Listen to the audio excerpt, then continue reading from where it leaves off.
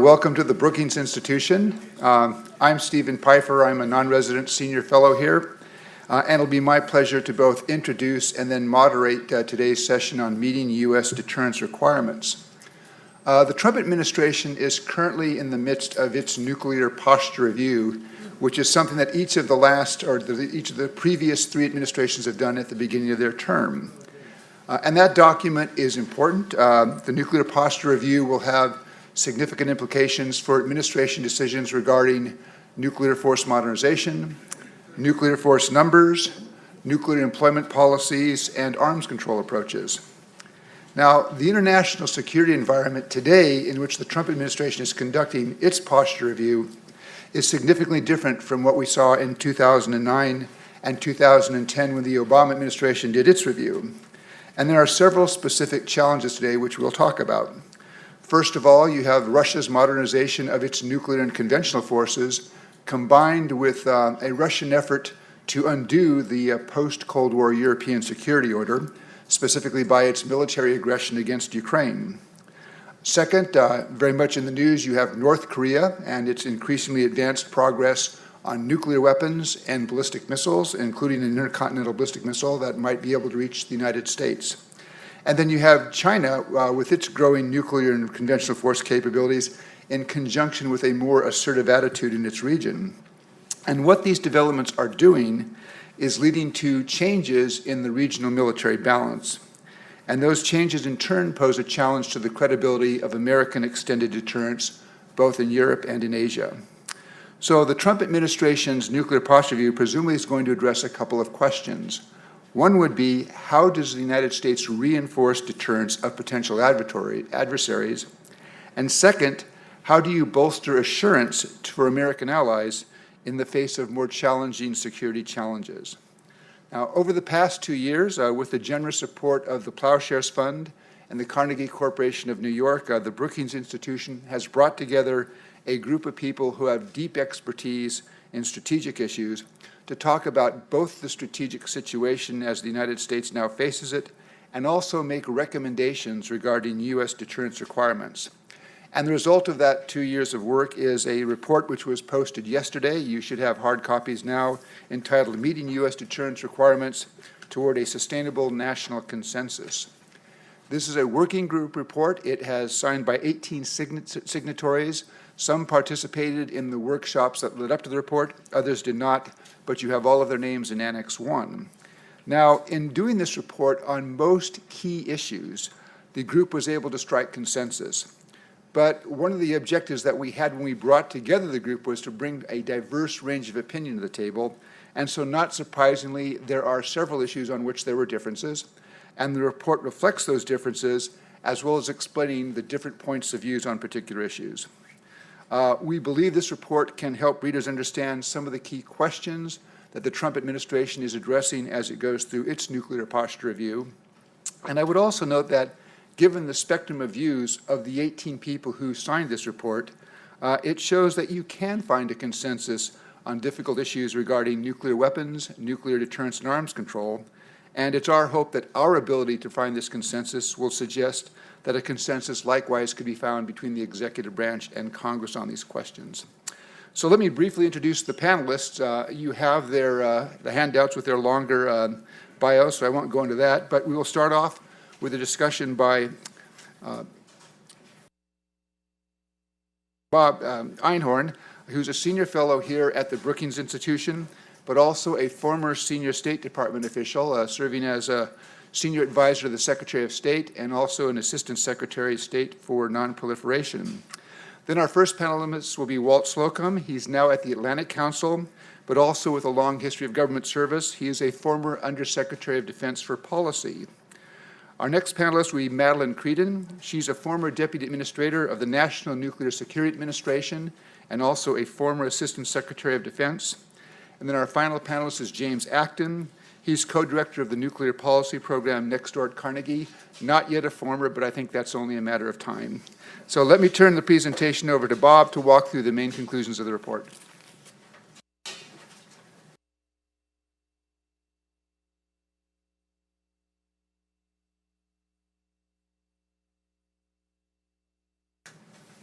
Thank you very much, Steve, and thank you all for coming.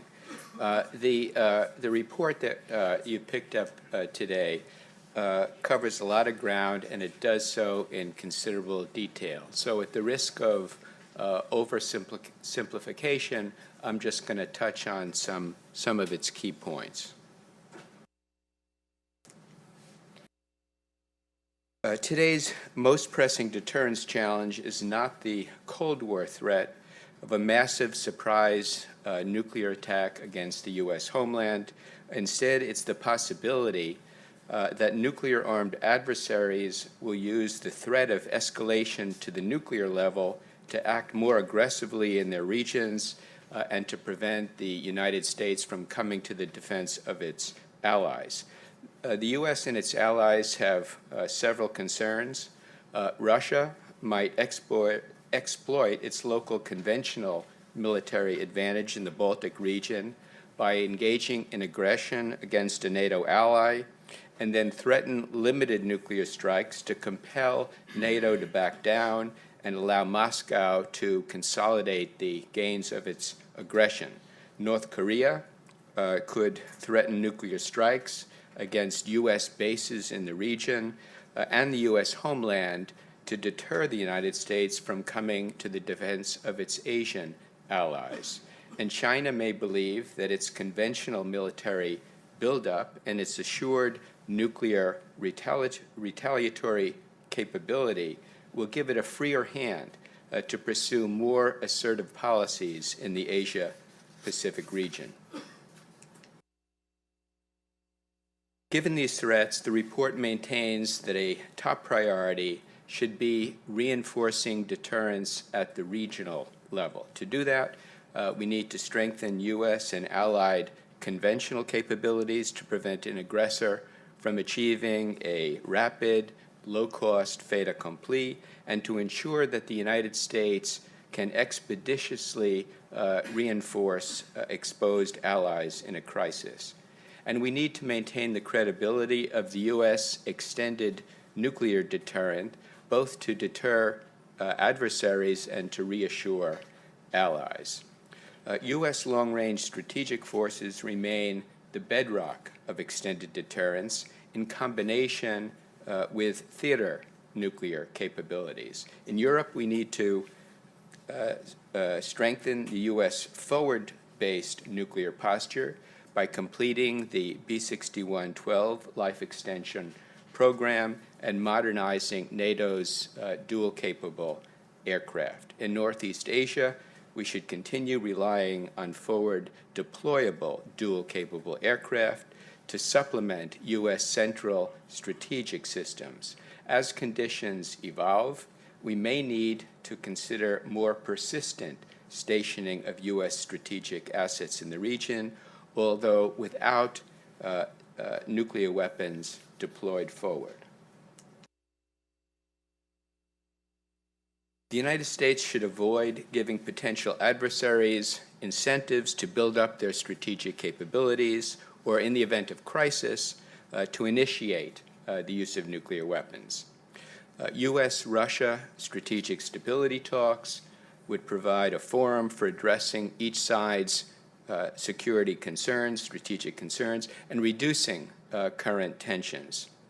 A U.S.-Chinese strategic dialogue would provide an opportunity for the United States to dispel unwarranted Chinese concerns that the U.S. seeks to negate Beijing's nuclear deterrent.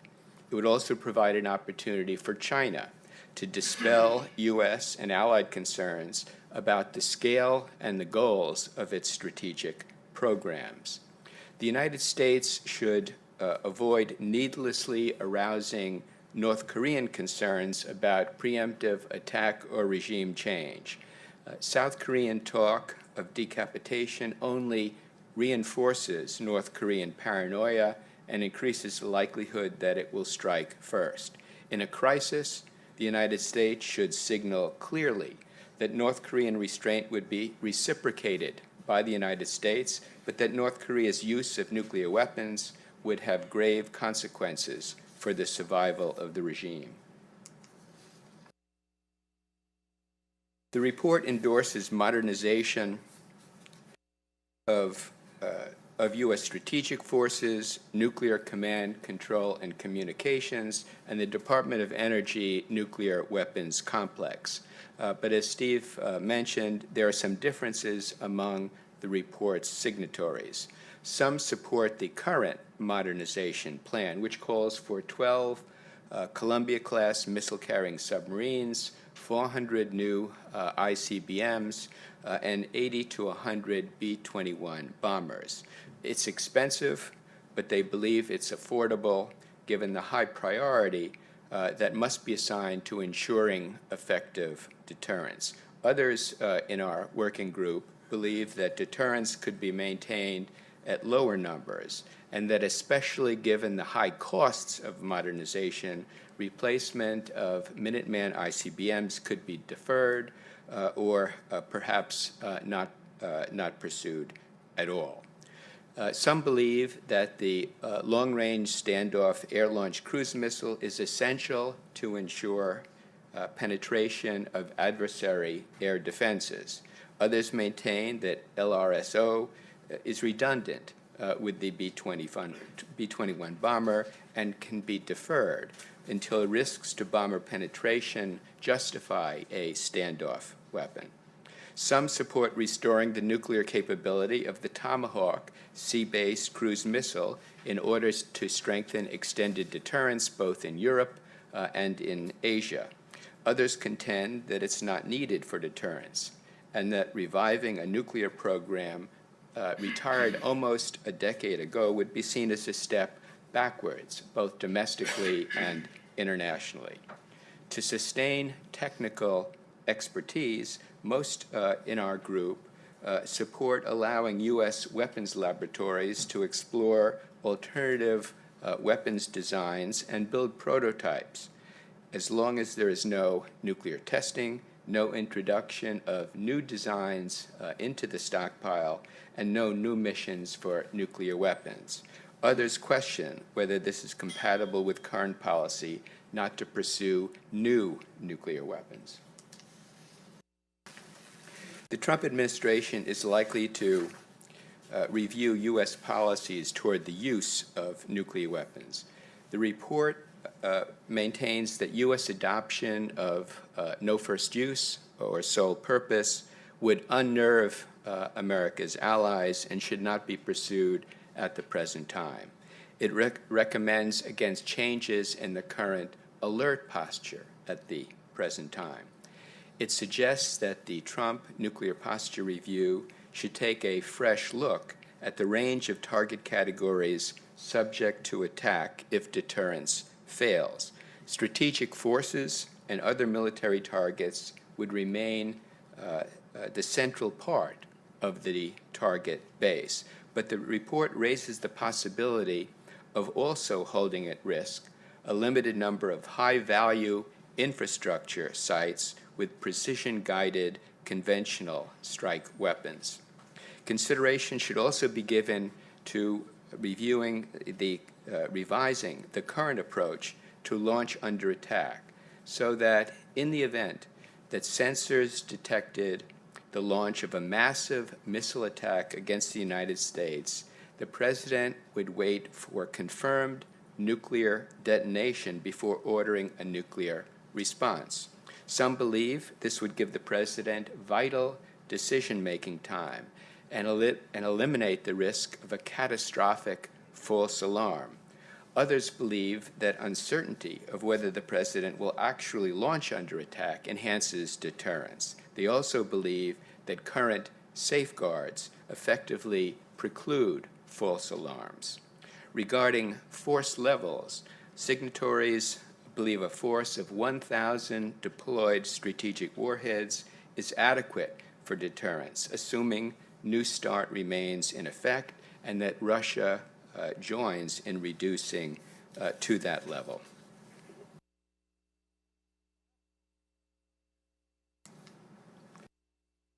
The report calls for reaffirming the goal of a limited homeland missile defense and not seeking the capability to protect the United States against large-scale Russian or Chinese attacks. It supports upgrading homeland defenses against North Korean attack, including by increasing the number of ground-based interceptors, provided that that increase is accompanied by improvements in GBI and kill vehicle reliability, strengthened sensor capabilities, and enhanced engagement tactics. It endorses working with South Korea and Japan on an integrated regional defense against North Korean missile attacks. And it calls for completing the site in Poland of the European Phased Adaptive Approach missile system, but says missile defense system, but says consideration should be given to not making the site operational if Iran suspends flight testing of missiles capable of striking Europe. In the area of arms control, the report calls for preserving New START and extending it to 2026, as can be done without referral to national parliaments. It recommends making a proposal to bring Russia back into compliance with the INF Treaty while taking steps consistent with the treaty to counter the effects of Russia's violation, steps that could be augmented if Russia rejects the proposal. In the absence of formal agreement, the United States should propose confidence-building measures to address Russia's large advantage in non-strategic nuclear weapons, tactical nuclear weapons. The U.S. should oppose the so-called nuclear ban treaty and counter attempts to use it to undermine support for burden sharing and extended deterrence in allied democracies. While the Trump administration is very unlikely to support ratification of the Comprehensive Test Ban Treaty, it should join other avowed nuclear testing powers other than North Korea in a joint political commitment to refrain from nuclear testing for another 10 years. Finally, it should reaffirm the ultimate goal of a world without nuclear weapons.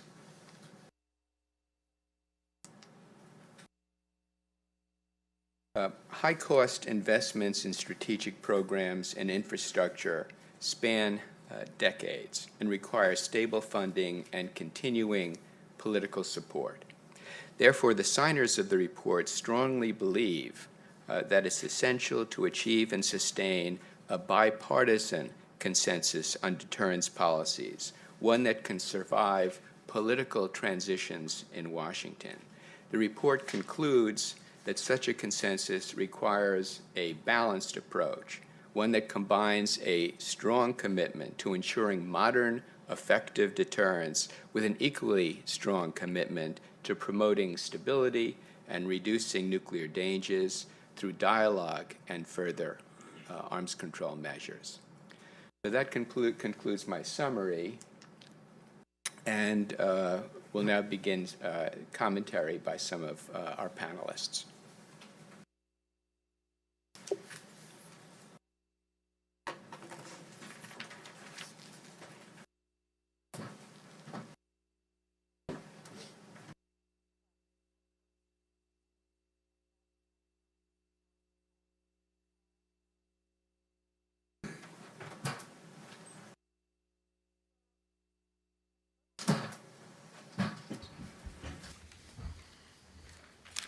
Okay, well, Bob, thank you for that presentation.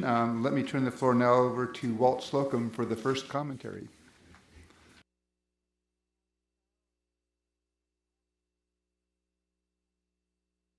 This project, thanks. To be associated with this project, and particularly with the leadership of Bob Einhorn and Steve Pfeiffer. I agree with the thrust of the report, including with respect to modernization.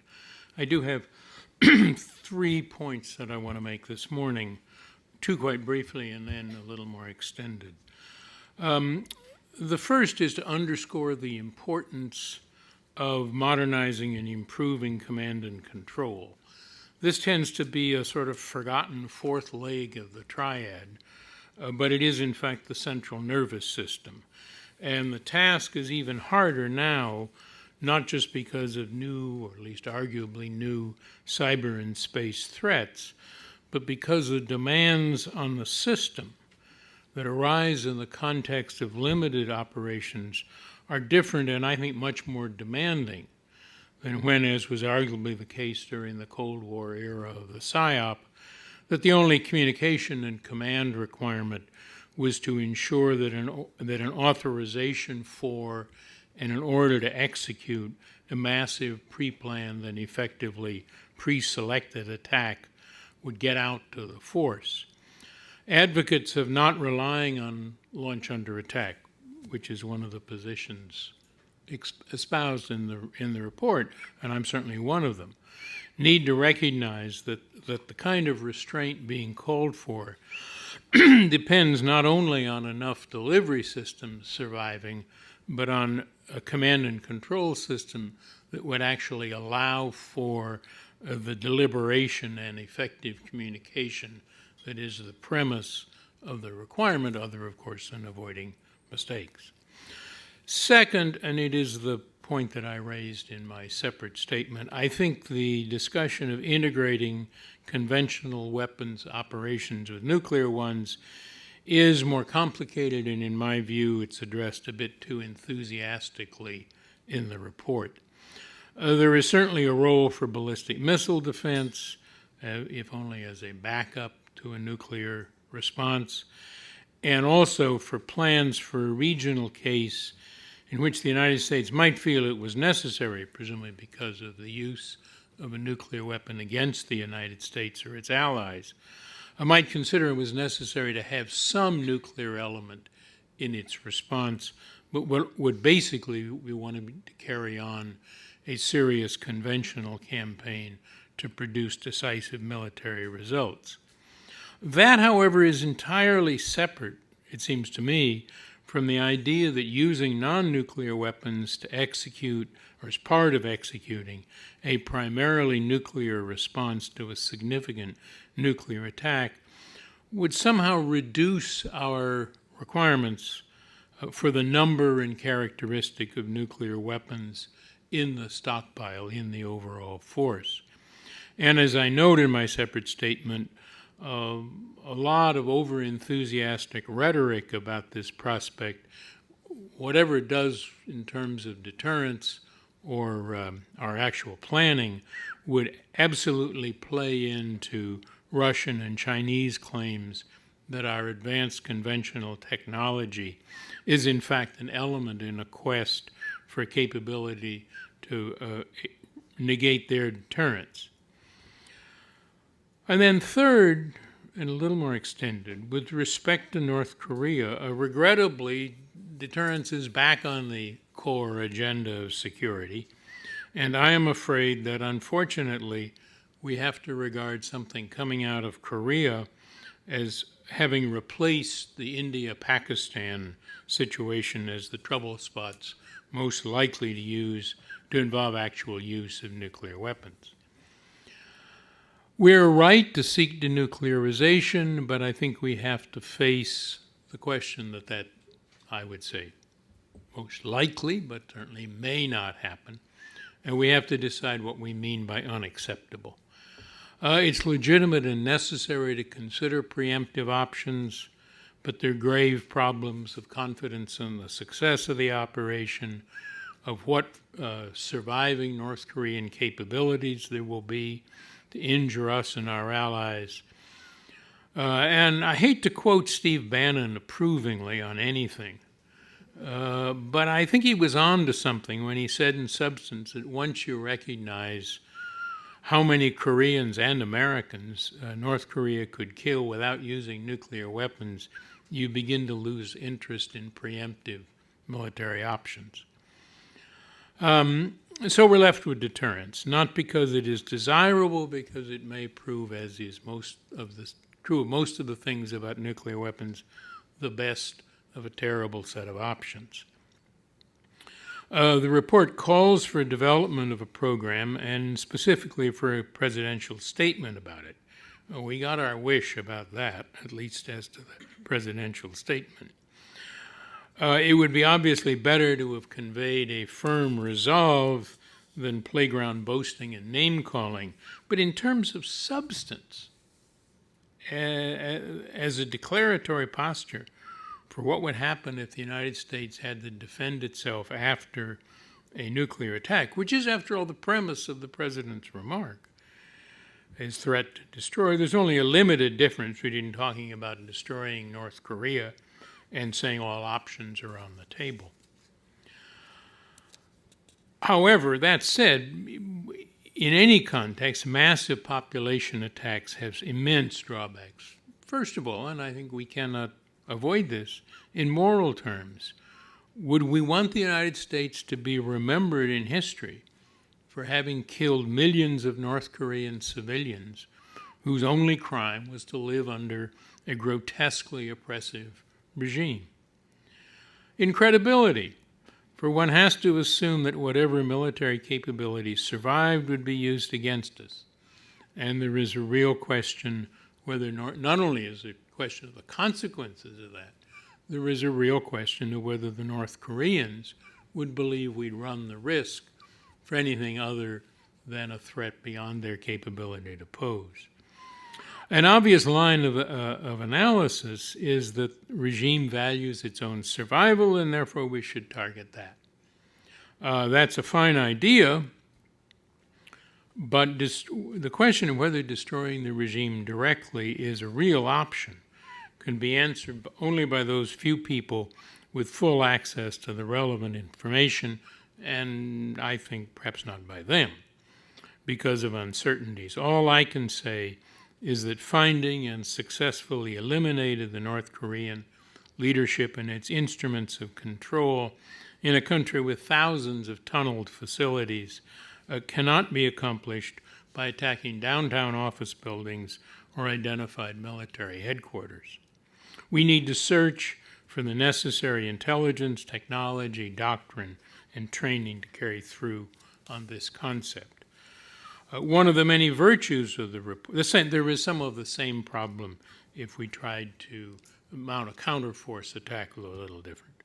One of the many virtues of the report is that it addresses in the public context some of these issues which, in my view, in terms of deterrence, go well beyond the purely programmatic and arms control issues, which are very important in themselves and are fully discussed in the report. Thanks.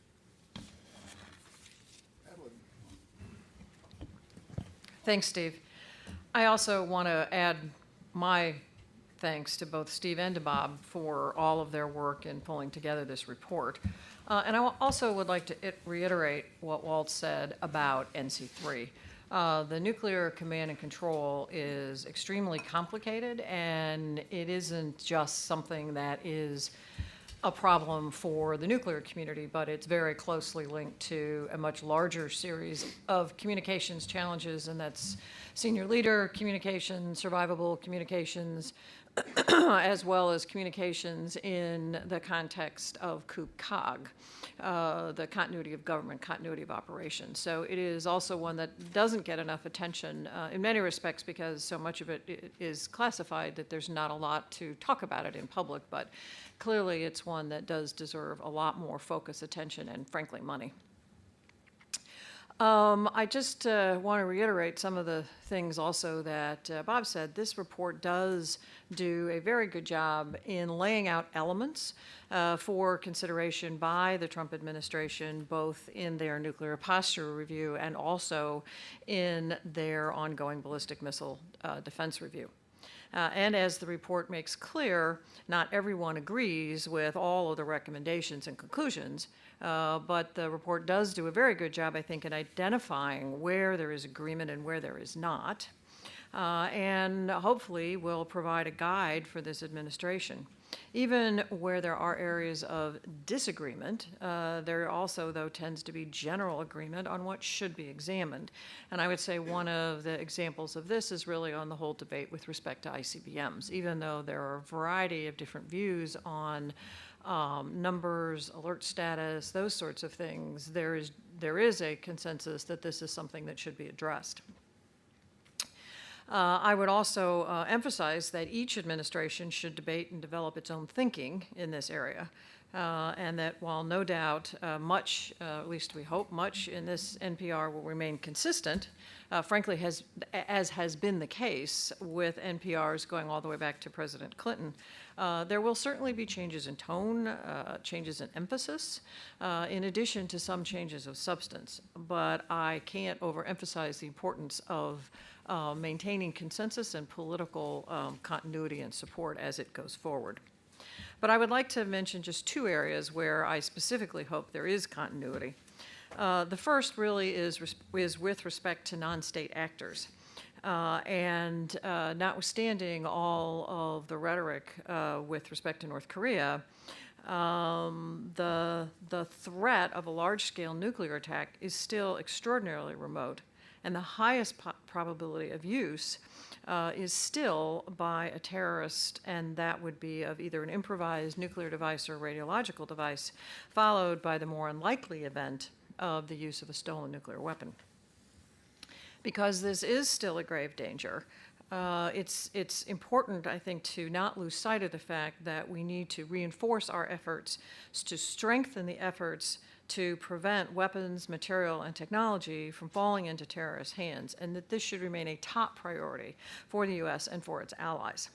The second area that I would just like to touch upon briefly this morning is the area of stockpiled stewardship and management. The Stockpiled Stewardship and Management is a program at the Department of Energy National Nuclear Security Administration that has demonstrated 25 years of success in being able to maintain our nuclear weapons stockpile safely, securely, and reliably without explosive nuclear weapons testing. But the program, when it started when the initial testing moratorium went into place. It's a dynamic program, and I want to make sure, I would like this administration to ensure that that is realized. In other words, it's not a program that's like, we're done and it's over and we don't have to pay more attention to it. It is a program that over time has also identified new challenges for maintaining the stockpile and has taken advantage of ongoing computational advantages, and these must continue to be both addressed and incorporated into the stockpiled stewardship for the next 25 years if we are to continue to maintain our stockpile without nuclear weapons testing. The science, the experimental facilities, and the computational capabilities are essential to future success and should be fully funded and supported. Stockpiled stewardship not only underpins the actual nuclear weapons arsenal, but in many respects, it underpins the entire nuclear deterrent, including the threat reduction programs as well as our emergency response programs. And there's finally one topic that I actually hope that the NPR doesn't address, and that would be the extension of the New START Treaty. One of my concerns is that there is a decision in the context of the NPR not to extend New START, and I would posit that that is frankly premature. But what I certainly would hope is that the analysis done in the NPR will eventually become the baseline for decisions that are more timely next spring to extend the treaty, which of course can be done for 5 years, from 2021 to 2026. The central limits of the New START Treaty will become effective after the first of the year, specifically on February 1st. And frankly, given a lot of the discussion with respect to Russia's non-compliance with the INF, it's probably prudent to wait to make sure that Russia does comply with its obligations under New START next February. Assuming that's the case, however, and assuming that there is analysis done in the NPR that could set the baseline for the extension, then I would certainly hope that those discussions would begin promptly on an extension next spring. So again, thank you. Thank you, Madeline. James? Thanks, Stephen. Thanks to you and Bob for all your leadership on this project. I'm going to focus the bulk of my remarks on arms control this morning, but I want to make 3 preambular comments to start with.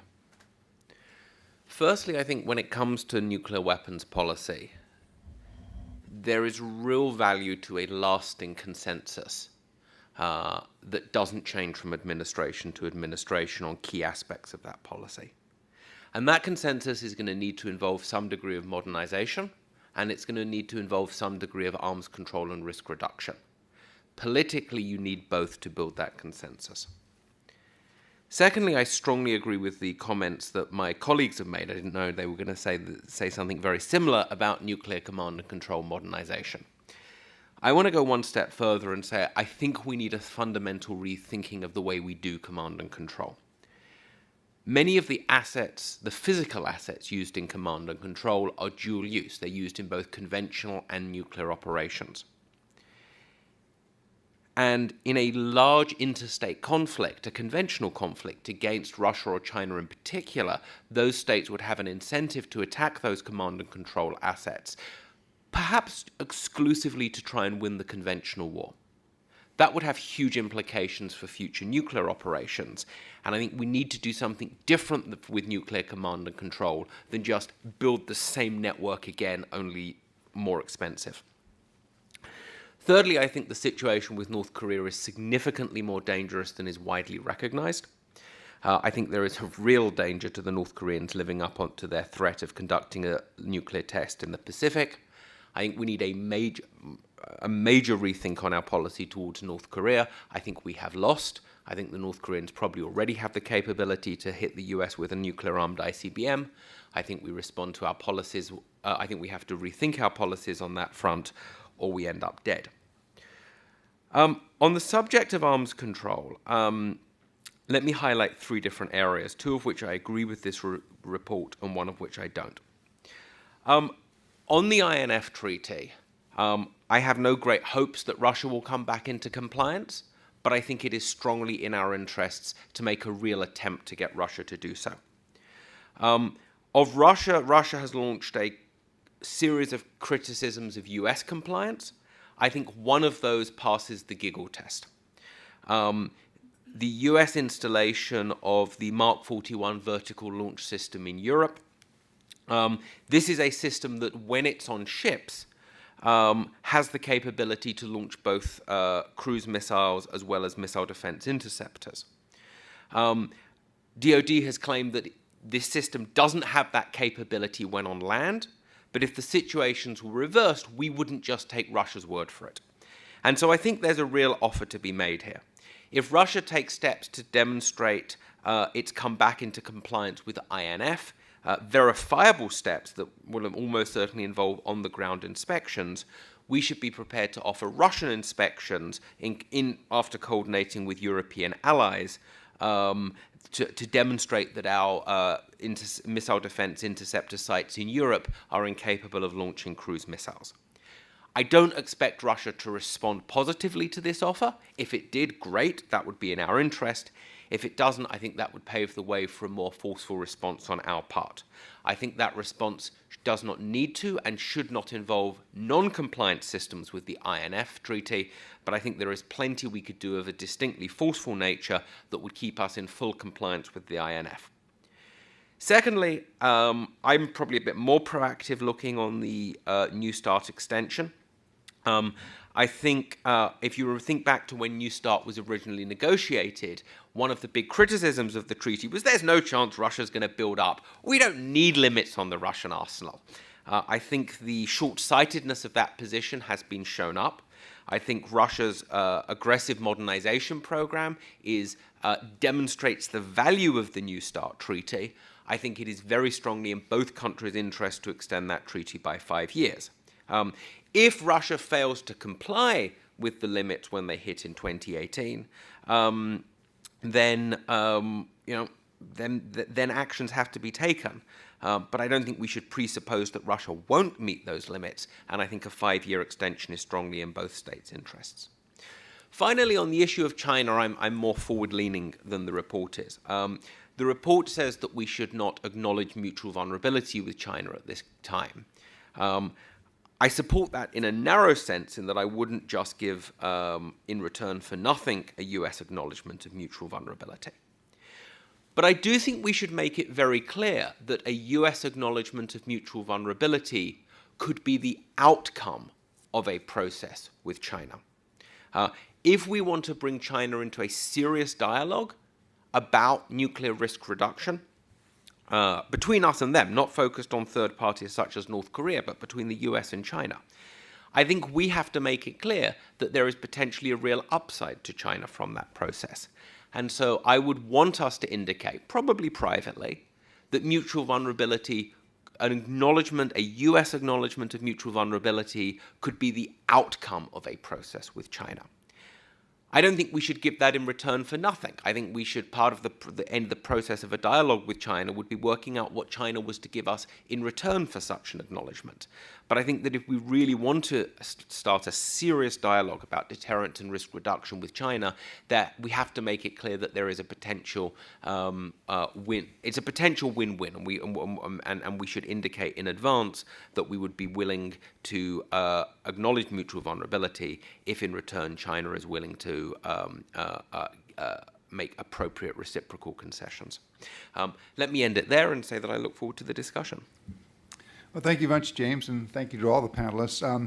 Let me pose a couple of questions, and then I will open up the discussion to the floor. And I guess my first question would be for you, Walt. I agree that we are probably in a situation where we're going to have to use deterrence vis-a-vis North Korea. And I think people are profoundly uncomfortable about that, just given the rhetoric that comes out of the North Korean leadership. But it also seems to me that I recall vaguely back in the 1960s when the Chinese first tested a nuclear weapon, you had similar concerns. So we may have to learn to live this. But I guess the question would be, would you advocate just deterrence or deterrence in something else? Because there are suggestions out there that maybe the administration and in a multilateral effort perhaps should be more proactive in trying to engage the North Koreans.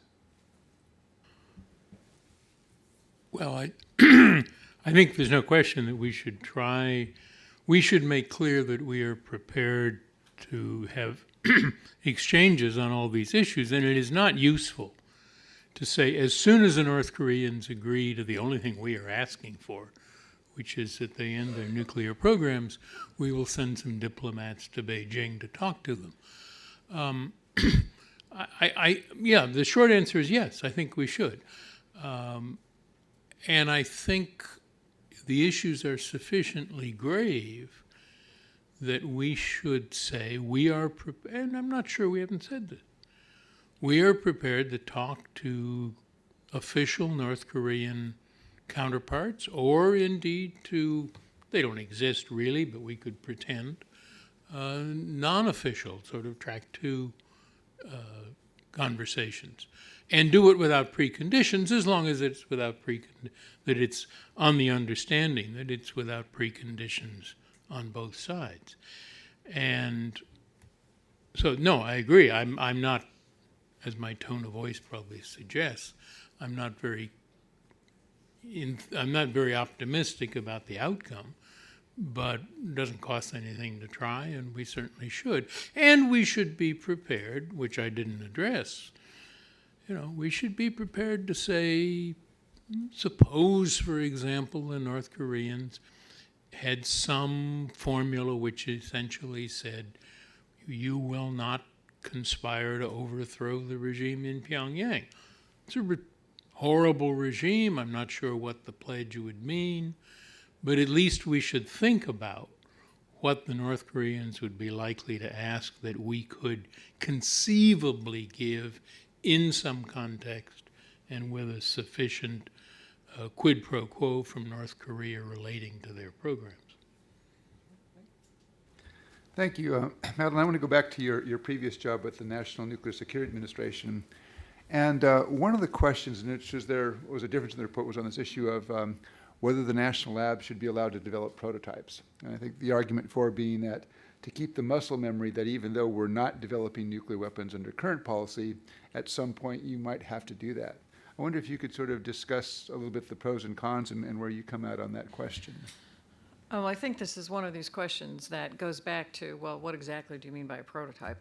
And it is a very complicated question, and part of the underlying assumption in all of this is that the capabilities of our design laboratories as well as our engineering laboratories will atrophy over time. Obviously, the folks that did design that did testing many, many years ago are either retired or they're on the verge of being retired. So the assumption is that, well, we have to give new designers something to do. I think that misses some of the complexity of the stockpiled stewardship and also some of the work that has been done both in the Department of Energy and the Department of Defense as well as the laboratories to bring along all of the new folks. And, you know, I mean, some of these new folks have now been in this business for 20 plus years. But to utilize the science, utilize the experimental capabilities, utilize the modeling capability to be able to think about not only what has to be done in the life extension program, but there is that question of, well, what would we do if we had a catastrophic failure of a system? So there is value, I think, in doing a lot of design work, whether it, you know, how big is a prototype? Is it a full-up system? That's probably not necessary because so much of that full-up system we already can do. It's the electronics, it's the plastics. There's only a small part that you know that might need some new thinking. But you know, there would be possibly some advantage, but I think it would have to be something that would have to be somewhat structured. Because you have to ask yourself, well, why are we doing this? What would be the requirement of a prototype? What do we need that it's not in our inventory? You know, what are those capabilities that somebody down the road would want? What are our abilities to do life extension? What are our abilities after we go through this first round of life extensions in 40 years? Then what's next? So there is advantage of thinking about it, but I think it's an area that we should approach with caution. And as long as it's beneficial to the scientific integrity and underpinning of our laboratories, then there might be some usefulness to do some things down that road. Thank you. And then, James, finally, a question for you. I'd like to draw you out a little bit more on the discussion about China and mutual vulnerability, which I personally think probably now prevails now. I mean, it's hard for me to conceive of a combination of an American strike against China and then the use of missile defenses that would avoid at least some Chinese retaliation against the U.S. homeland. But I wonder if you could talk about a little bit, you know, what are the drawbacks of that kind of acknowledgement of mutual vulnerability, and how might we overcome some of those? So you know, in one sense, I agree with you. I think mutual vulnerability is a fact; it's not a choice. I think we are vulnerable to China, and I think analysis that suggests that we could successfully execute a first strike on China is wildly optimistic. I'm not convinced the Chinese see it that way. I think at most times in history, almost every country with a nuclear arsenal, when it assesses the survivability of that arsenal, makes a series of worst-case assumptions that leads it to worry enormously about that survivability. You know, if you look back to our own nuclear history, to the window of vulnerability in the moment of maximum danger in the 1980s, when there was huge fear and genuine fear that the Soviet Union could largely wipe out US nuclear forces with only a few million US casualties, that would clearly make a nuclear response by the US utterly incredible. Looking back, this is crazy. But it was real. This wasn't manufactured fears. People really believed that at the time. And so I think we should be sympathetic to the possibility that China's concerns about a US first strike are genuine. I'm kind of skeptical that us saying we're mutually vulnerable would do much to ease those fears, but I do think that acknowledgement can set you on the road to taking more practical steps to demonstrate that the US genuinely accepts mutual vulnerability. That wasn't your question. Your question was, what are the disadvantages of acknowledging it? The big disadvantage right now is going to be assurance and spooking, in particular, Japan, which, you know, on the one hand, I think many Japanese officials and experts kind of recognize there's mutual vulnerability, but they don't really want to accept it. So on the other hand, that's why I think a reciprocal process makes this a less difficult thing to do. You know, if China was, for instance, to be more transparent about its modernization program and the way it envisages building up its arsenal. I mean, I would argue, I think fissile material is actually probably the easiest thing for China to be transparent about in the first instance, as opposed to actual warhead numbers. If you had that kind of reciprocal process in which China is giving us something in return for that acknowledgement of mutual vulnerability, I think that makes it much, much easier to handle ally relations. Okay, well, let me now open up the floor to questions. I would ask, please wait for the microphone, and if you could then state your name and affiliation. Right up here.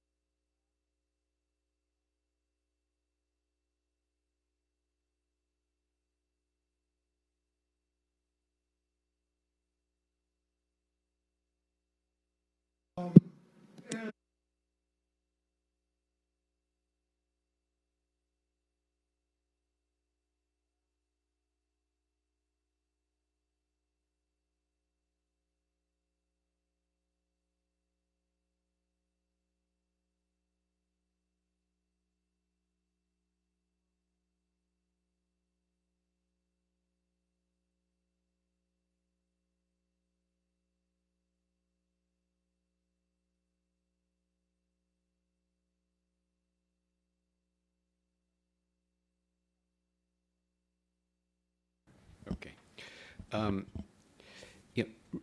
Russian nuclear doctrine, as it's described publicly, is relatively benign. They don't talk about this escalate to de-escalate approach, where they might use nuclear weapons in a limited way in the midst of a conventional conflict in Europe to get NATO to back down. But there have been discussions, less official, senior Russian officials who've talked about this possibility. Would Putin actually initiate the use of nuclear weapons even in a limited way? Perhaps not, probably not. I think the Russians are aware that they're opening up a Pandora's box that could lead to, uncontrollable escalation. But U.S. NATO allies, especially the exposed allies, the Balts and the Poles, are concerned about this possible Russian doctrine. And they want to make sure that we have a credible response. Now, the report suggests that we don't need to emulate Russian approaches. We don't need to emulate their theater-based nuclear capabilities. But we have to be firm in our own modernization efforts, in our declaratory policy, that any use of nuclear weapons, whether limited or massive, is going to have a devastating response. But Steve, you looked at more at the Russian doctrine more closely. Yeah, Bob, let me add to that. I mean, I agree. First, if you look at formal Russian doctrine, it says they'll use nuclear weapons in two cases. There's an attack with nuclear weapons or other weapons of mass destruction against Russia or Russian ally, or if there's a conventional attack against Russia where the existence of the state is at stake. And I've been in probably 4 Track 2 conversations with Russian experts in the last 2 years where they've all said, escalate to de-escalate beyond that is not part of official doctrine. But there's also been a lot of talk in Moscow in the last 20 years about escalate to de-escalate.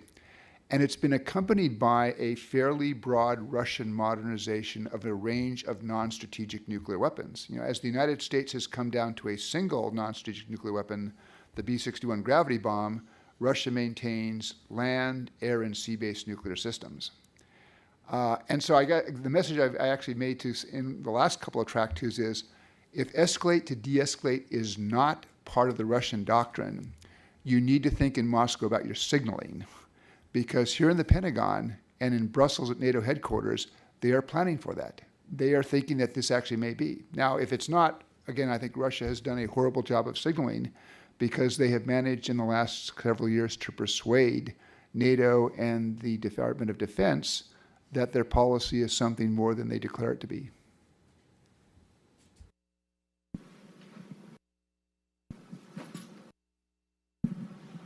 James Kiesling, I'm on leave, so I'm representing the taxpayers.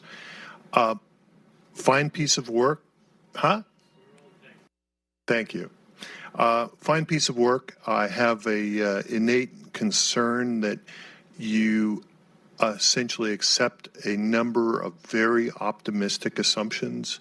Walt pointed out the largely inappropriate expectations for conventional weapons to address ordinary nuclear targets. But I would like to caution the panel that there's grossly, excessively optimistic expectations for missile defense. And I would suggest that the panel may wish to look at the overall set of recommendations with a basic bias to not accepting marketing expectations. And I'm wondering if you have a means for interjecting said policy looks.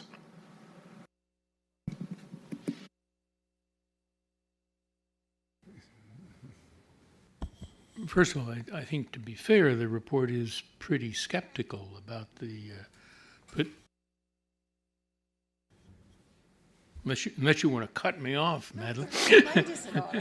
No, it was on. It was on. I didn't pay for this microphone. I think the report is actually reasonably skeptical about missile defense on any large scale. I think to some degree there's also the point that was made earlier. It's all very well for us to be worried about whether the missile defense will work. And there are a lot of reasons to think about that. From our own experience with confronting various Soviet and to some degree even Russian potential missile defenses, things look different from the other end of the telescope. So that I think a limited missile defense, which is the only kind that's technically feasible, and certainly the only kind that's in any sense endorsed in the report, has a very useful deterrent value, because it's an interesting question whether we make good on this threat, that if we're a little ambiguous about what we mean about a missile aimed at Guam. A missile going 1,000 kilometers over Guam presumably is not aimed at Guam, and we can tell the difference. It's sort of funny that the great risk from us to try to intercept it is that it wouldn't work, and the great risk for the Koreans in trying to do the attack is that it would work. I think limited missile defense in the context that we're talking about has some utility. As to big attacks, it's simply a fantasy. I mean, you don't have to waste any time with fancy roll back the radar scenarios. Just overwhelm it. The Russians, and in all probability the Chinese, can simply outnumber it.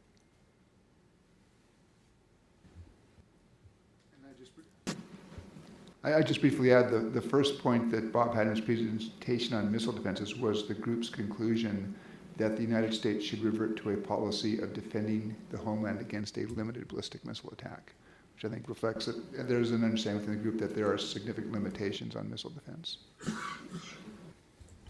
Also, Jim, I'd suggest you take a look at the report and then discuss, even in the report's recommendation that we beef up homeland defense against North Korean attack, it's pretty modest.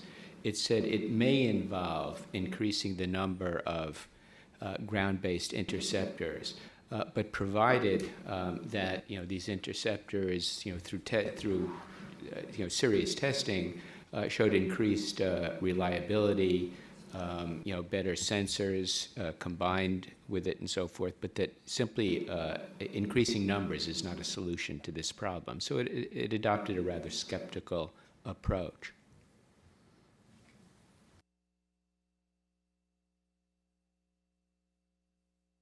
Frank Rose with the Aerospace Corporation. Two brief questions for you. First, with regards to Russia, you make a number of recommendations, specifically that the new team or new administration propose a missile defense transparency agreement with Russia, and that we take steps to make an offer to bring Russia back into compliance with the INF Treaty. The Obama administration tried that, and neither of those proposals worked.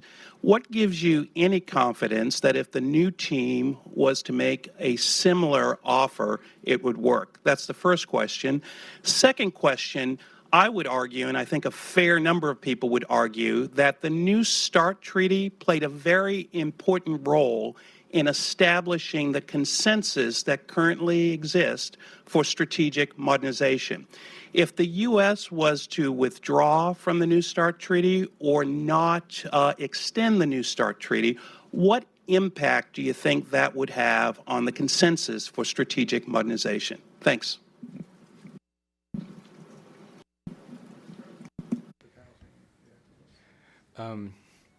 In the report, we don't mention that the Obama administration actually had made this proposal on greater transparency in missile defense. We didn't want to doom this recommendation by citing its provenance.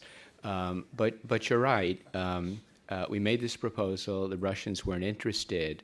I think the assumption here is that now that the European phased adaptive approach is well as on its way to being completed, it's unlikely that the Russians, through their propaganda and their strenuous efforts, are going to derail that modernization, that missile defense effort. That they may see incentive now for some constraints on even simply transparency measures to somehow constrain or provide greater predictability about U.S. missile defenses. I think that was the assumption, that maybe Russia would look at this proposal in a different light.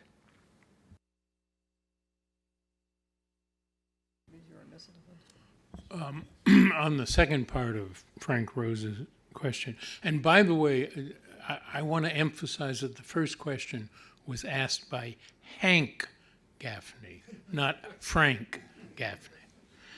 I think it's hard to overstate the disastrous effect of not extending New START if the Russians say, as apparently they have, they're willing to extend it. It would be disastrous on the merits for the reasons that have been stated, but it would also simply confirm the worst fears, both in the United States and perhaps more important in other countries, about where this administration and this country is on these issues. Yeah, I would completely agree and reemphasize that, and that there are so many aspects to the New START Treaty that are in both the U.S. and the Russian interests, and that given the efforts to correlate the noncompliance with INF with New START, I think, is an extraordinarily dangerous road. At the same time, you have to, obviously there's some recognition that Russia is not in compliance with INF. On the other hand, is they are in compliance with the New START Treaty. But the key really is when those central limits come into effect. And I think one of the very devastating, frankly, decisions would be if there were some sort of a preemptive decision, if you will, to not extend the New START treaty in advance of the central limits coming into effect in February, which is why, in some respects, my view on this is that just calm. They should come into compliance in February, and at that point, then there is an opportunity to really treat New START as New START and to go forward and to try and figure out how to get this treaty extended for 5 years. It would be absolutely devastating for many, many reasons if this treaty doesn't go forward. And frankly, I would say for both countries, not the least of which is it allows assurance with respect to the strategic systems. It allows transparency into programs of both. And it would be one of the few real ongoing productive relations with Russia if we can extend this treaty. So I think it's absolutely important that we extend it. I just am very concerned about an early decision not to. So Frank, unlike me, you actually know what offers the Obama administration made to the Russians, since in large part you were the ones making the offers. I was not aware that the Obama administration formally offered the Russians this reciprocal inspection deal on INF. I don't know whether it did or not. What I would say is this on INF. Russia has paid exactly zero public diplomatic cost for its violations of the INF Treaty. And if there is any hope of getting Russia to come back into compliance with INF, I think the way we deal with INF has to be taken from the behind-the-scenes private arena that was absolutely the right thing to do first into a more public domain. We have started to see European leaders, most recently the German foreign minister, publicly express concern about Russia's violation of the INF Treaty. I think it would be great if every European foreign minister, I mean, ideally higher than that, and defense minister, was publicly berating Russia for its violations of the INF Treaty. I think it would be great if they would privately raise these issues with the Russians, as well as doing so publicly. I think it would enhance the US case if the US could make evidence of Russian non-compliance available publicly. I understand there are sources and methods concerns. Obviously, it's impossible for me to evaluate those not knowing how the intelligence was obtained, but to the extent it's possible to make information public to put more pressure on the Russians, I think it would be strongly in our interest to do so. And finally, I would also argue it's strongly in our interest to make this offer to the Russians publicly of a reciprocal inspection arrangement. It's such an eminently reasonable thing to offer. We get to inspect your new missile to make sure it's in compliance, or you've modified it in ways that bring it back into a compliance. In return, with permission with our European allies, you get to verify, you get to inspect the missile defense installations in Europe. If we make that offer publicly and the Russians turn it down, it's pretty clear to the world which is the constructive party looking for a solution to this crisis and which is the party that's not willing to engage. Now, do I think all of that will work? Probably not. Do I think it's worth giving it a try? Absolutely.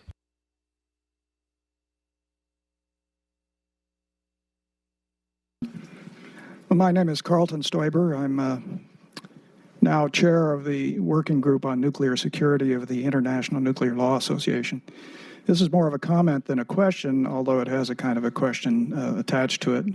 I was very pleased to see that at least on pages 12 and 13 of the report, you mentioned nuclear terrorism, because it seems to me that this is the real issue before us now that, in addition to North Korea,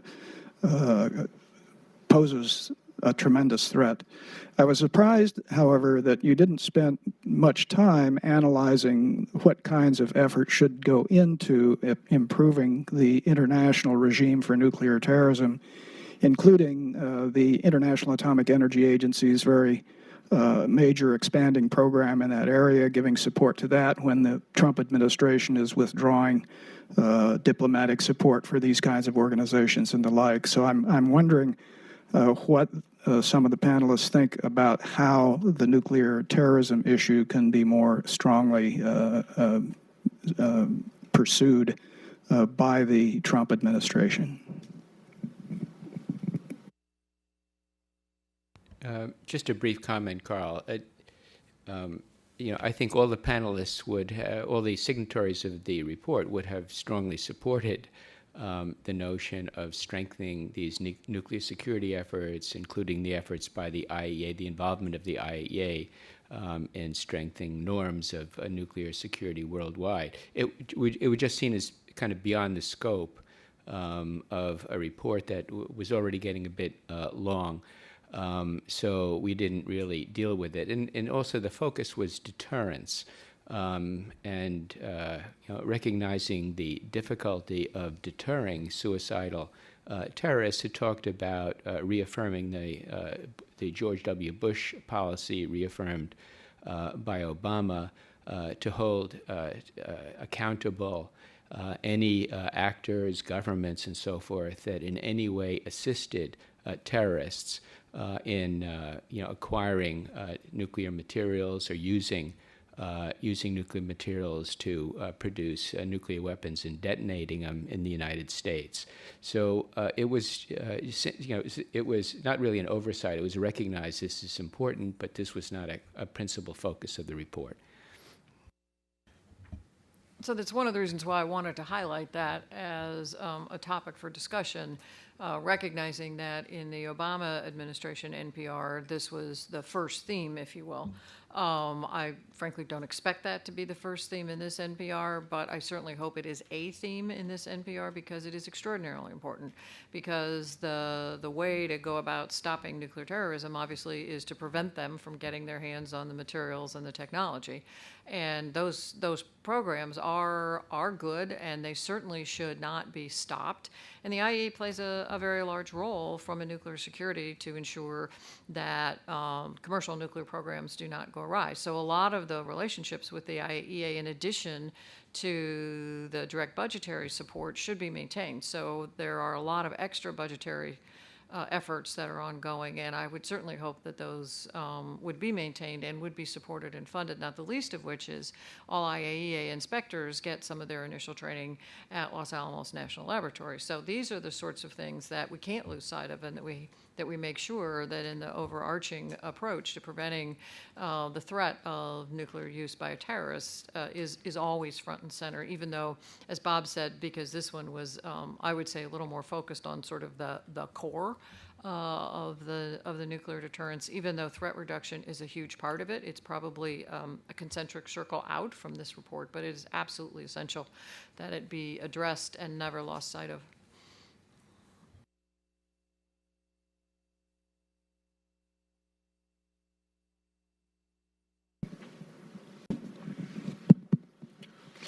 Hello, Julian Goldstein, Howard University freshman, Air Force Reservist, as well as aspiring bomber pilot and Foreign Service officer. I was curious to know, almost to add on to the gentleman who represents the taxpayers' question. In regards to reports from White House officials considering options to intercept ICBMs during testing, how would you see that escalating the tension, especially during the conversation of deterrence?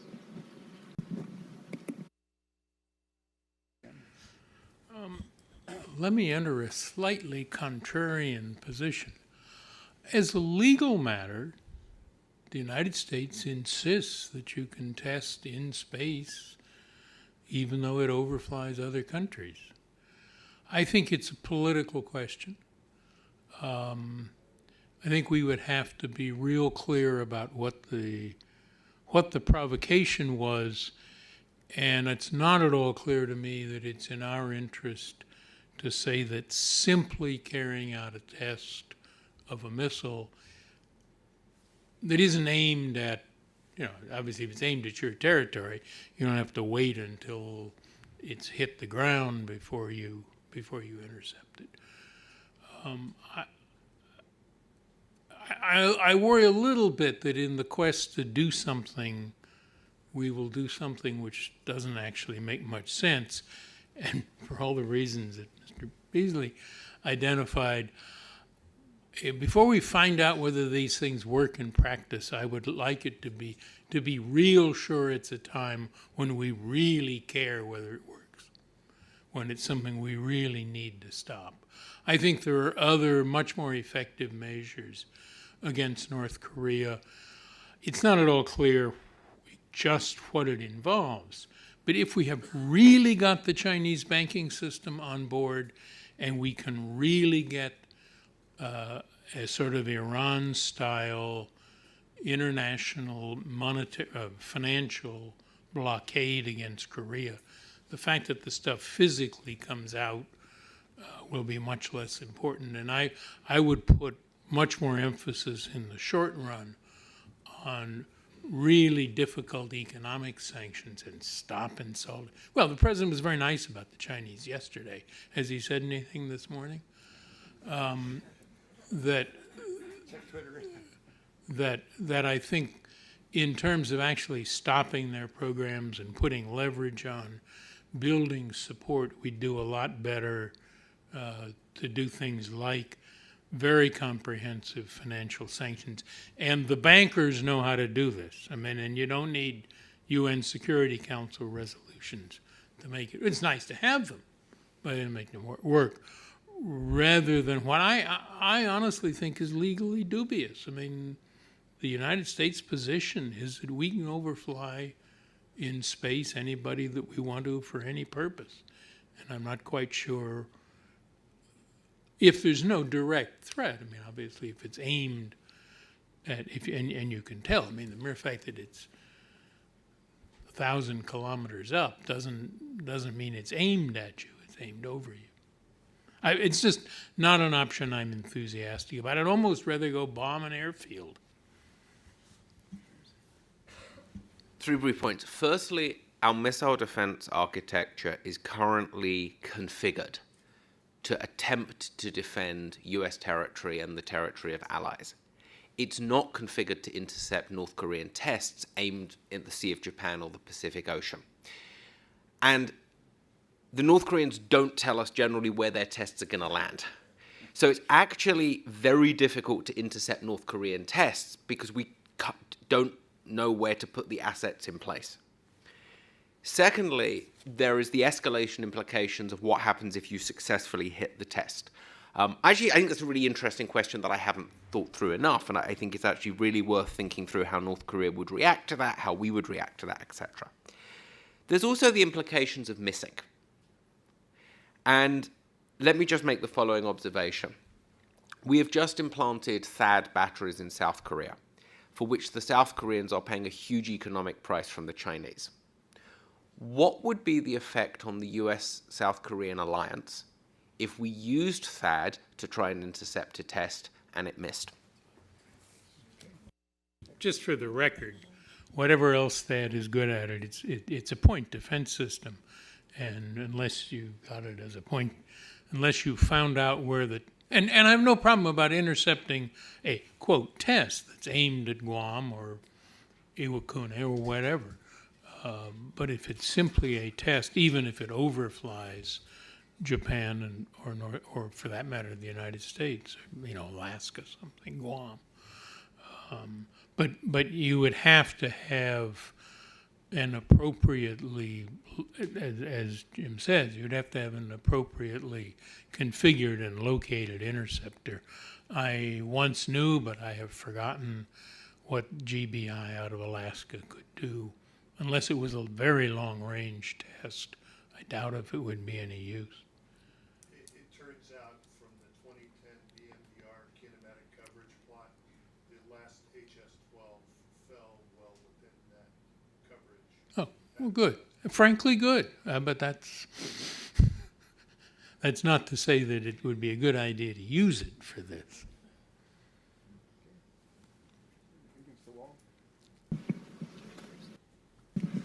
Thank you. I'm Dr. Sir, visiting fellow at INSS in NDU, and I'm from South Korea. I think you provide many good possible policy options to strengthen extended deterrence to South Korea in this report. But do you think they are enough for dealing with so-called decoupling situation when North Korea finally achieve reliable ICBM nuclear capability?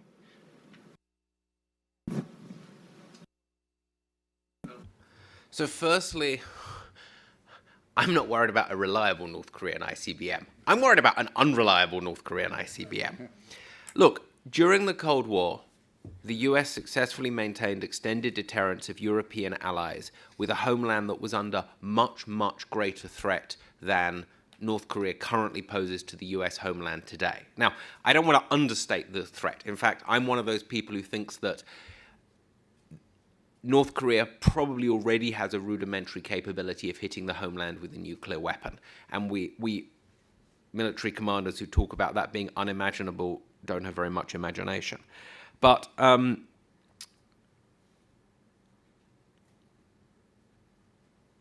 the problem of decoupling was successfully managed through decades during the Cold War. I don't think it's an insurmountable problem. I think that the real challenge here is a political challenge of the United States demonstrating its societal commitment to South Korea. I think the administration is considering actions, has already taken actions and made statements that undermine that. I think it's considering further actions that risk undermining that, particularly the potential withdrawal of the US-Korea Free Trade Agreement. But I think if those high-level political stuff is managed correctly, we can manage decoupling as we did in the Cold War. One point I would add to that is, and I don't think the Koreans fall into this trap as much as some of our other allies. Extended deterrence does not mean extended nuclear deterrence.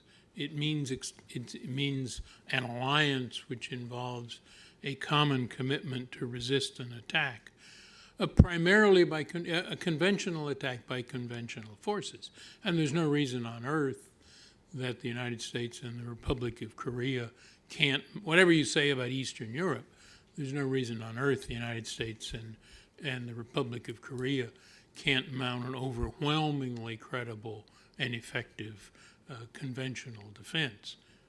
So that I think it's important not to measure the credibility of the American commitment in general to Korea by whether or not we'd immediately use nuclear weapons when the first DPRK soldier crosses the DMZ, which we wouldn't. Why should we? We'd just shoot him.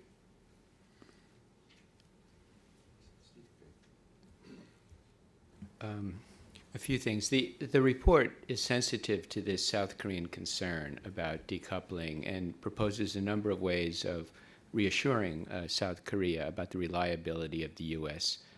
Extended deterrent.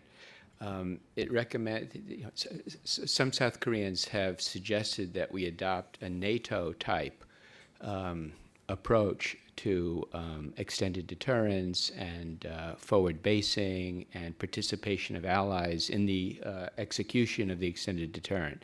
The report took the view that this was not suitable in Northeast Asia to adopt exactly the approach that has been adopted in NATO, but it does talk about a number of ways of giving South Koreans and Japanese a greater role in the extended deterrent, including setting up consultative mechanisms for dealing in crisis decision-making, and so forth.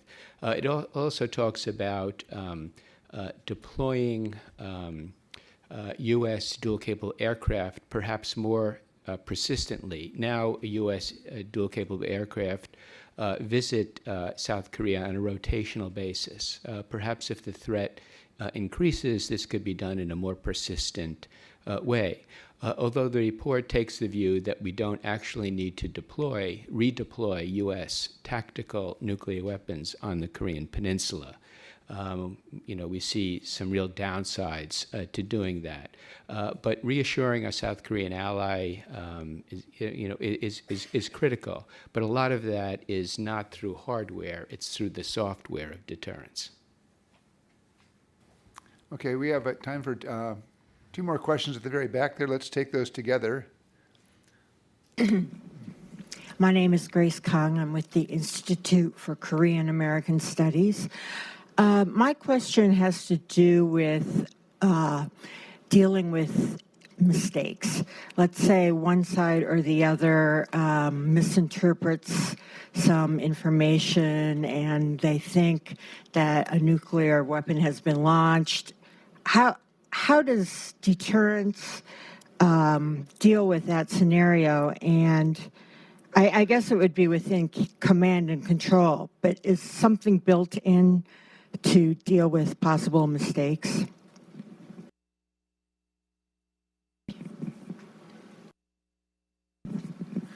Hi, my name is Carlos. I'm a student from the University of Texas at Dallas and a member of the CTBTO youth group.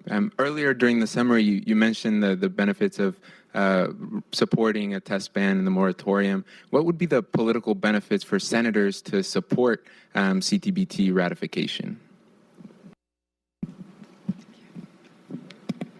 Give everybody a crack at answering those two questions, and Okay. we'll start here.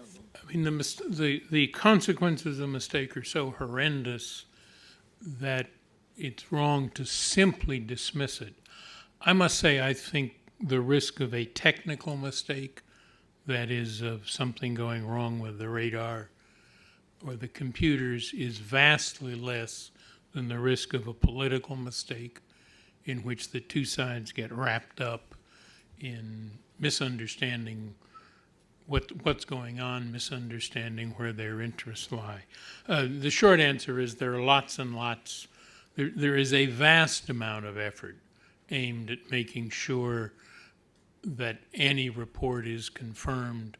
And it's one of the reasons that that our report endorses the idea of what did we call it? No response until at least a detonation, so we really know for sure what's going on. As far as the CTBT, it would be great if you can count what's 48 plus, well, what is it? 19 Republican senators. I mean, you can't get 3 Republican senators to vote against this absurd bill on health care. It's not going to be easy to get 19 Republican senators because they're just terrified of being primaried. It's going to be impossible to get 19 Republican senators to vote to ratify the treaty, probably even if President Trump endorsed it. I'm sorry that's...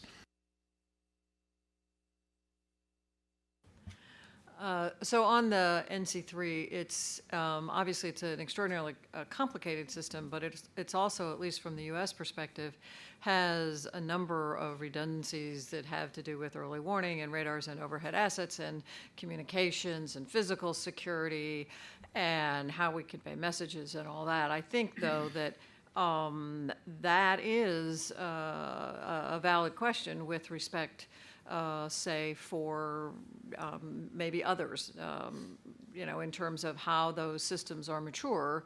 It's a valid question to ask. How do other, and specifically North Korea, what is their command and control? What is their early warning? Would they misinterpret an exercise for an actual attack? And so I do think it's a very valid question in the range of misinterpretation. So with respect to the CTBT, the advantages of the CTBT, luckily, have been largely achieved through the ongoing moratorium that has been adopted by the U.S. And as long as that carries on, the practical effects with respect to the U.S. are probably there's probably not much difference. Where there is a big effect would be in terms of our leadership as a country with respect to proliferation prevention and non-proliferation. The other thing that worries me is without ratifying the CTBT, we always live on the cusp of not supporting the CTBTO and its network of sensors, which in many respects, we have done a tremendous amount to support. And so that is an aspect that I would worry about long-term, that we not ever pull back our support to the CTBTO, because it is such an effective methodology for early warning, for early determination if there is a test. And it's also a very credible system that has international participation, international funding, that if there were just a U.S. system, it would probably always be an issue as to whether this test really occurred. So there are some advantages, mostly on the political side, I think, to ratifying the CTBT. But if you gave me a choice, would I rather see New START extended or the CTBT ratified? I would vote for New START extension in a heartbeat. I wish I could give you a way forward on CTBT, but I can't, as much as I support the treaty. I think Madeline put her finger on it. The real issue in a US-North Korean crisis is not the US early warning system, it's the North Korean early warning system. I have concerns about the US early warning system in a Russia or China crisis, but in a North Korea crisis, it's all about North Korea. And I don't think the real problem here is North Korea mistaking a US conventional weapon for a US nuclear weapon. I think the real problem is North Korea mistaking US conventional operations as being targeted either against its nuclear arsenal or the regime. I think that is a real risk. I think that could be extremely escalatory.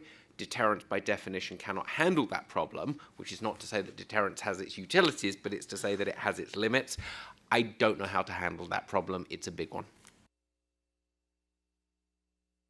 Just on the CTBT point, you'll note that the report recommends that the U.S. get together with all avowed testing powers other than North Korea to agree to a political commitment, not a legally binding, ratifiable commitment, a political commitment not to test nuclear weapons for at least another 10 years. Didn't include North Korea because we don't, we want separate means to deal with that problem, and not Israel because we're talking about avowed testing powers, and Israel would clearly not join in any such political commitment. It was felt that this would be desirable because probably the risk of a resumption of nuclear testing is greater today than it was, say, 10 years ago. And so it'd be useful to get these important powers to commit not to resume testing for at least another 10 years. Interestingly, in our group, there was some concern about these countries getting together with this political commitment because it was felt it could undermine support for ratification of the CTBT in the United States because it had already been taken care of with this political commitment. I think the likelihood of U.S. ratification of the CTBT is so low at this point and has been for quite a while that it's worth buttressing the norm against nuclear testing through this political commitment. Okay, well, our time has now expired. So first of all, we do hope you find that the report is of interest, and please join me in thanking our panelists.